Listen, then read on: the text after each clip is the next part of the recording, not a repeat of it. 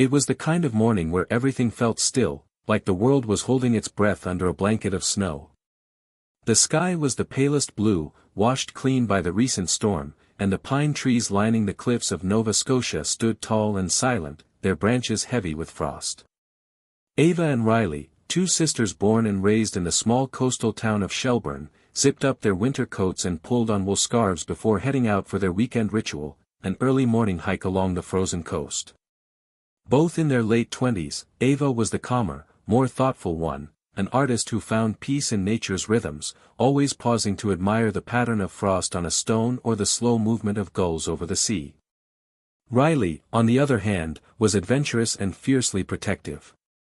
A part-time wildlife volunteer and full-time paramedic, she always carried a small pack with essentials, water, first aid, and, tucked in the side pocket, a multi-tool she swore she'd never hike without.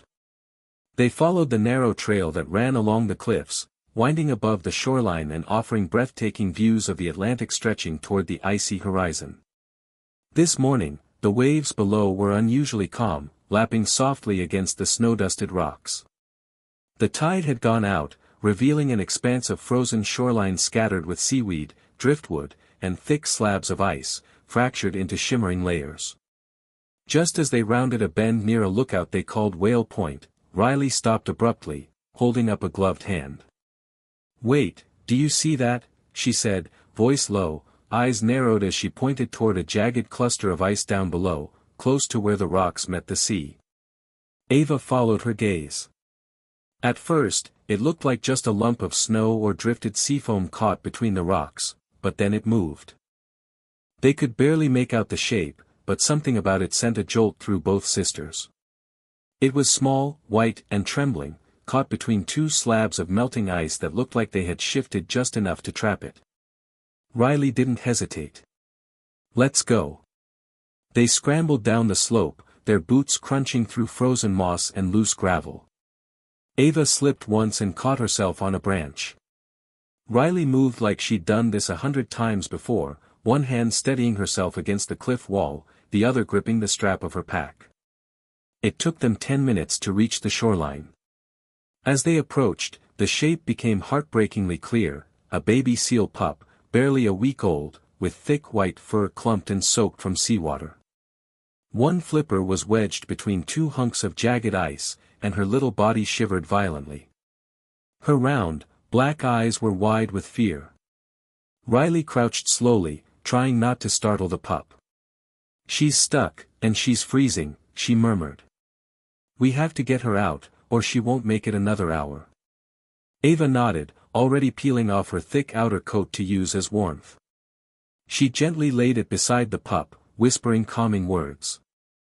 "You're okay now, we've got you," she said, though she wasn't sure if she was saying it for the pup or for herself. The seal let out a soft, high-pitched cry, a sound filled with desperation and pain. Riley carefully examined the ice. "It's pinched her flipper here. If we move too fast, we might injure her more, but if we wait too long." "Let's try warming it first," Ava said, already pulling out her thermos. They took turns pouring warm water over the edges of the ice, watching it steam slightly as it made contact. The seal pup twitched with every drop, but didn't try to wriggle free. Maybe she was too exhausted.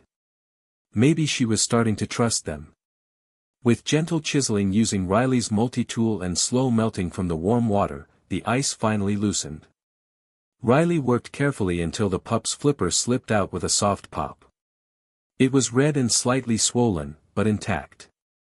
For a moment, the pup just lay there, stunned. Ava wrapped her in the coat and lifted her gently into her arms. The warmth of her body seemed to soothe the little creature, who made a soft cooing noise before settling against her chest. They climbed back up the cliff with even greater care than before. The snow had started again, light and silent, dusting the trees as they walked. Ava felt the pup's small heartbeat under the coat, faint, but steady. Back at the car, they blasted the heat and laid the pup on a wool blanket Riley kept in the trunk. Her fur started to dry. Her breathing slowed. The nearest marine animal rescue center was an hour away. They called ahead, gave details, and were told to bring her immediately. "She's very young," the staff said as they took the pup into their arms. "Born too early, likely separated from her mother in the storm." The technician, a woman named June, looked up at the sisters with a small smile. "You saved her life." They named the pup Lumi, after the Finnish word for snow. She weighed only 7 pounds and had frostbite on the tips of her back flippers, but she was strong. She fought to stay alive.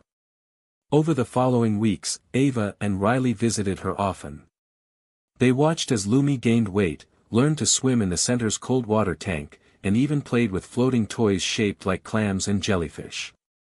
She especially loved nibbling on Riley's bootlaces when she leaned over the tank, and she always reacted to Ava's soft humming by lifting her head, ears twitching.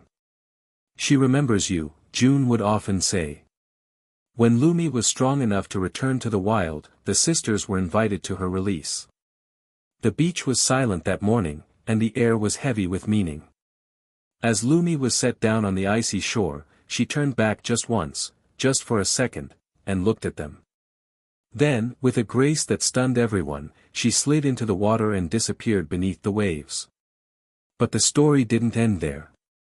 A few months later, during another hike near Whale Point, Ava spotted movement in the water below. A small white head bobbed in the waves, watching from afar.